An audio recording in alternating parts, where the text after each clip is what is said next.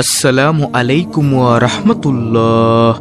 প্রিয় দর্শক, আজ আমি আপনাদের সাথে আলোচনা করব, মহান আল্লাহ তাআলা নিজেই বলেছেন, যদি নামাজের সিজদায় আপনি মাথা রেখে ছোট্ট 4 বা 3 শব্দের এই দোয়াটি মাত্র 3 বার নিয়ম মেনে পড়তে পারেন, তাহলে আল্লাহ তাআলা আপনার গুনাহ মাফ করে দিবেন।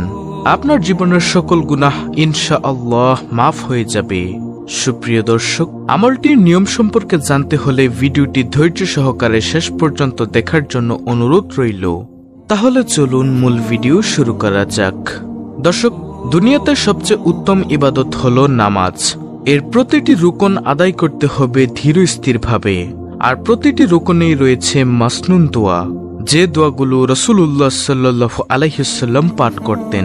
তিনি সিজদায় অনেক দোয়া পড়তেন, কারণ নামাজের মধ্যে বান্দার যে জিনিসটি মহান রব্বুল আলামিন সবচেয়ে পছন্দ করেন তা হলো সিজদা।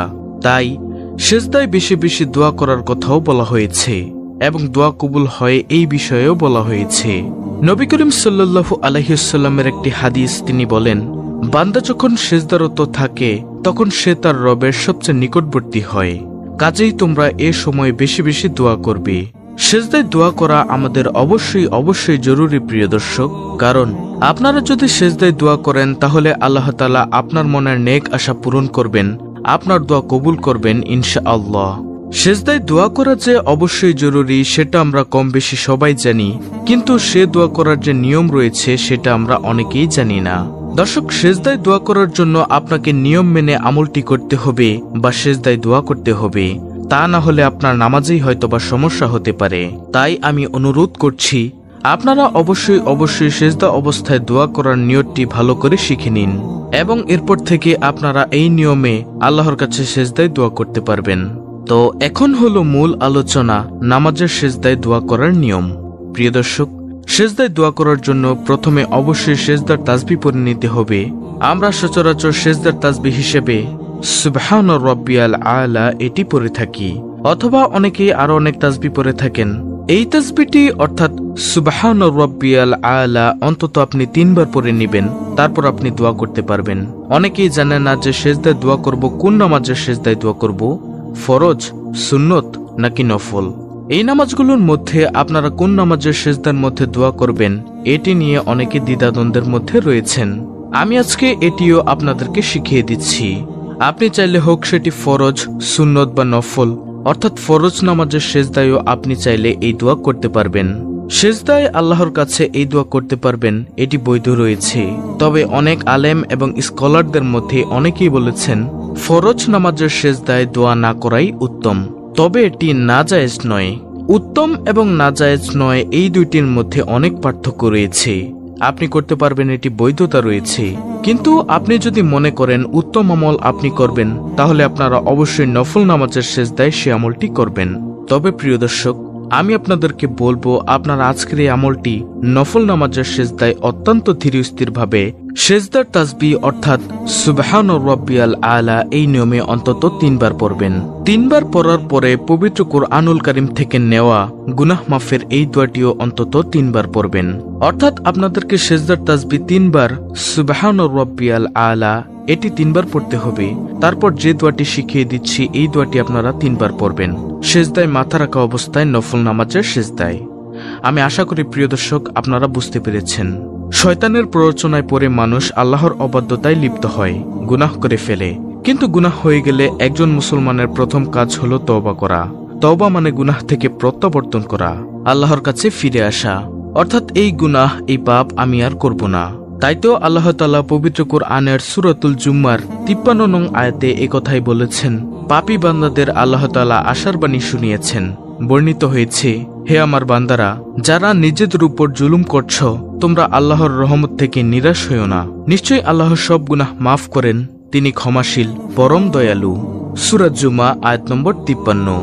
এছাড়াও সুনানে ইবনে মাজার একটি হাদিসে পাওয়া যায়, সেখানে হযরত আবু হুরায়রা রাদিয়াল্লাহু তাআলা আনহু থেকে বর্ণিত, রাসূল সাল্লাল্লাহু আলাইহি ওয়াসাল্লাম বলেন, তোমরা যদি পাপাচার করতে, এমনকি তোমাদের পাপ আকাশের সীমা পর্যন্ত পৌঁছে যেত, অতঃপর তোমরা তওবা করতে, আল্লাহ অবশ্যই তোমাদের তওবা কবুল করবেন। সুবহানাল্লাহ। সুনানে ইবনে মাজাহ হাদিস নম্বর 4248। উম্মুল মুমিনিন মা আয়েশা রাদিয়াল্লাহু তাআলা আনহা বলেন, আল্লাহর রাসূল সাল্লাল্লাহু আলাইহি ওয়াসাল্লাম বলেছেন, মুসলিম ব্যক্তির উপর যেসব বিপদ আপদ আসে এর মাধ্যমে আল্লাহ তাআলা তার পাপ দূর করে দেন, এমনকি যে কাঁটা তার শরীরে বিদ্ধ হয় সেটার দ্বারাও। বুখারী শরীফের হাদিস নম্বর 5640। প্রিয় দর্শক, তাই আমাদের অবশ্যই মনে রাখতে হবে, যখনই আপনি গুনাহ করে ফেলবেন, আপনার দ্বারা গুনাহ হয়ে যাবে, তখনই আপনি তওবার নামাজ পড়ে নেবেন, অর্থাৎ 2 রাকাত নফল নামাজ আদায় করবেন। এই নিয়তে আপনি নামাজে দাঁড়িয়ে যাবেন। এবং হাদিস অনুযায়ী আল্লাহর রাসূল সাল্লাল্লাহু আলাইহি ওয়াসাল্লাম বলেন, যদি কেউ গুনাহ করে ফেলে তারপর পবিত্রতা অর্জন করে 2 রাকাত সালাত আদায় করে আর আল্লাহর কাছে ক্ষমা প্রার্থনা করে, তবে আল্লাহ তাআলা ক্ষমা করে দেন। তিরমিজি শরীফের হাদিস নম্বর 3276। আমরা এই কাজটিও করব। আপনি যে কোনো সময় কাজটি করতে পারেন। প্রত্যেক নামাজের পরে আপনি 2 রাকাত নফল নামাজ এই নিয়মে পড়তে পারেন।